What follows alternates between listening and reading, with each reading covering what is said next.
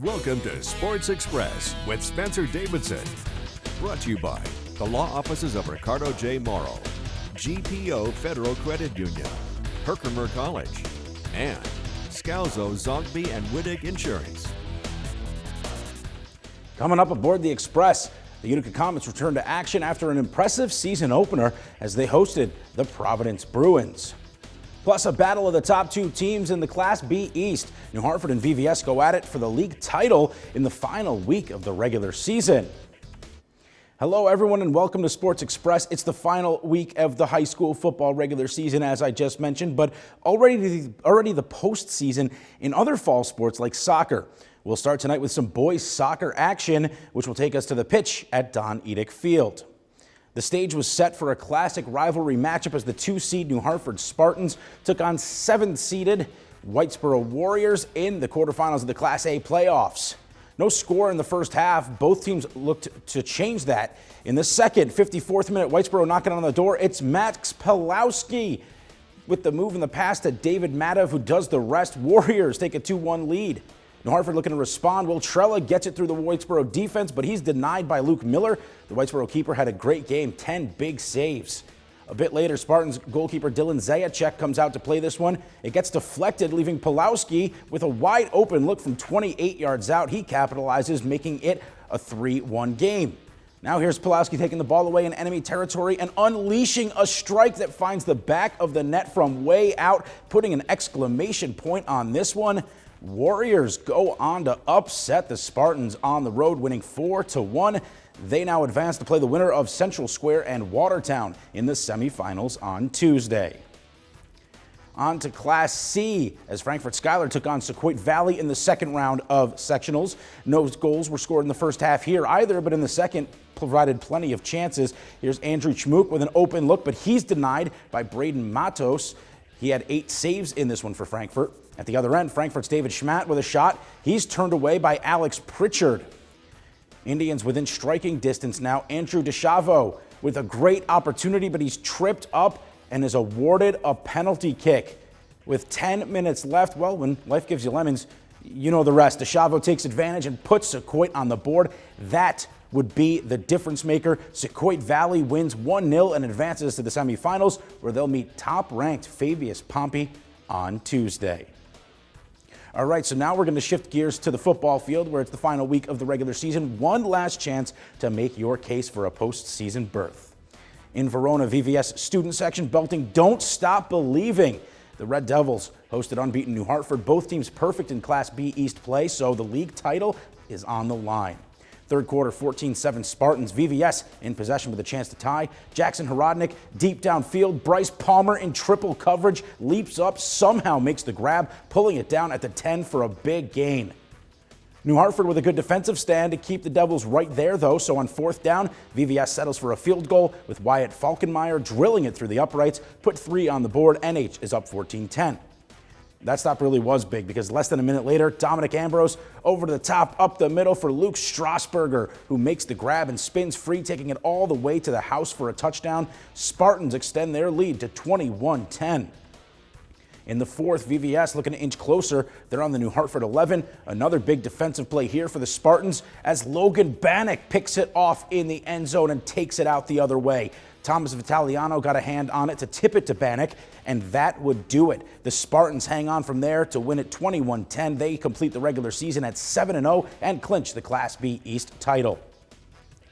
Out in Oneida, more bedlam in the stands for another Class B East matchup between two teams tied for 4th in the standings with a 1-3 league record as the Indians host CVA.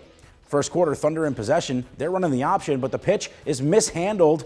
That's a fumble recovered by Oneida's Nathan Bouchard. Indians get the ball but are unable to convert. In the second, Thunder threatening at the goal line. Nate Shaver rumbles his way up the middle and through. He's in there for 6. The Thunder tack on another. This one was a low-scoring affair, but in the end, CVA is able to hang on for a 14-6 win. To Mount Markham, where the Mustangs hosted the Sherburne Earlville Marauders.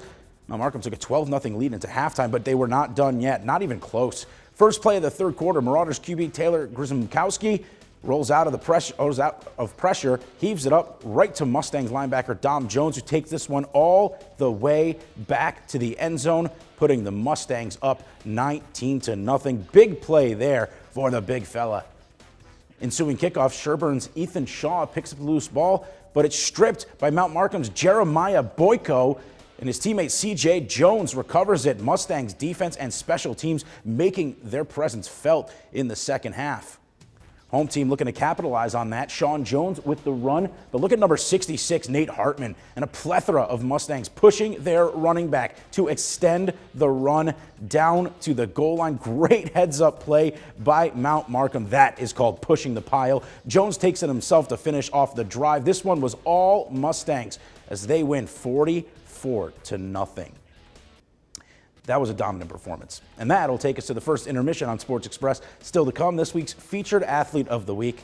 But coming up next, the Comets back at it for Game 2 of the regular season as they hosted the Providence Bruins.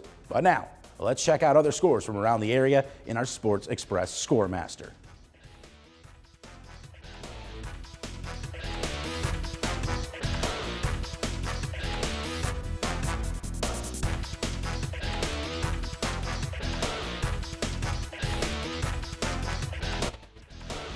If you want to join the conversation on Twitter, use hashtag SportsExpress. This is Sports Express, brought to you by the law offices of Ricardo J. Morrow, GPO Federal Credit Union, Herkimer College, and Scalzo, Zogby, and Wittig Insurance.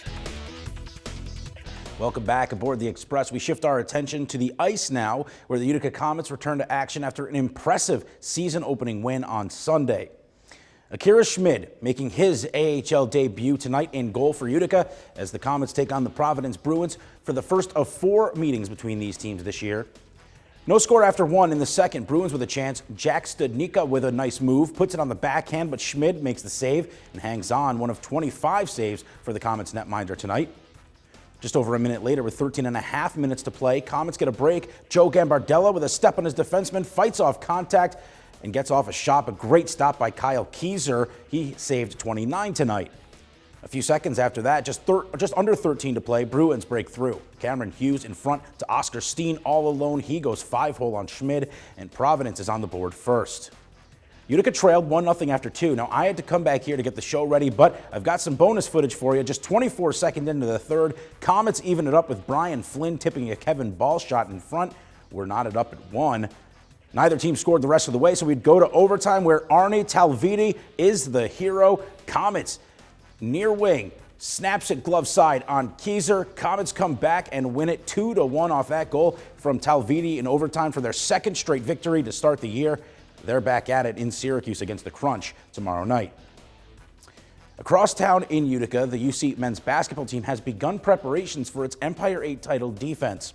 The Pioneers are back on the court as practices have started for the 21-22 season. UC is coming off a magical run last year where they captured the program's first ever Empire 8 tournament title, beating top seed St. John Fisher in the final. The Pioneers returned most of their roster from last season, including Empire 8 All-Tournament team members Kobe Lufkin and Kamidrick Murphy, both of whom came back as graduate students. Utica College opens the season on Friday, November 12th down in Newark, New Jersey, where they will take on Eureka College. That brings us to second intermission here on Sports Express. Up next, we'll introduce you to our latest athlete of the week.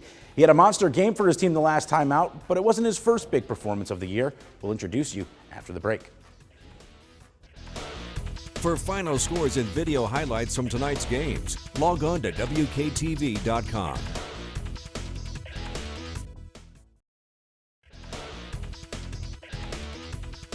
This is Sports Express Athlete of the Week, brought to you by the law offices of Ricardo J. Morrow, GPO Federal Credit Union, Herkimer College, and Scalzo, Zogby, and Wittig Insurance. Welcome back aboard the Express. It's time now to unveil our Athlete of the Week. This player proves that if you put in the work, good things will happen. Our honor this week goes out to Proctor senior running back Trey Patterson. A newcomer to the varsity squad this year, Patterson has been instrumental in his team's success. In last week's win over Nottingham, Patterson rushed for 327 yards on 17 touches and scored 4 touchdowns to lead the Raiders to its 3rd victory of the year. He also had another 3-touchdown game against rival RFA earlier in the season. That's what you're seeing here, and has 10 through 6 games this year. Throughout the season, Patterson has put his elusiveness and speed on display, which helps the rest of the team out by creating opportunities. Despite his accolades and achievements on the field, Patterson believes he would not be in this position without hard work and, of course, his teammates. It feels great, but I just want to give a special shout out to my linemen because they're the reason why I'm able to go out and do what I do. Pretty much just us coming out to practice and actually trying to get better together as a team, and we just got guys that can really block really well, so it just makes everything easy for me. Well deserved. Tons of yard last week. He's probably, if not the best running back in Section 3, he's in the top 3. He's very, very, very good with the ball. I just think he's shifty. He can run. He's fast. He has some good. He's elusive. We get him in space, and people have a hard time tackling him. That they do.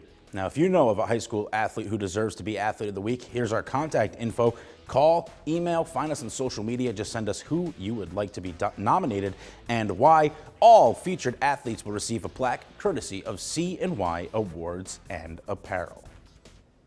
That is it for us. Remember, Comets Crunch Galaxy Cup matchup tomorrow night in Syracuse. Also, the Syracuse football team takes on Virginia Tech on the road tomorrow afternoon. Again, that'll do it for us. We'll see you back here next Friday night for another edition of Sports Express.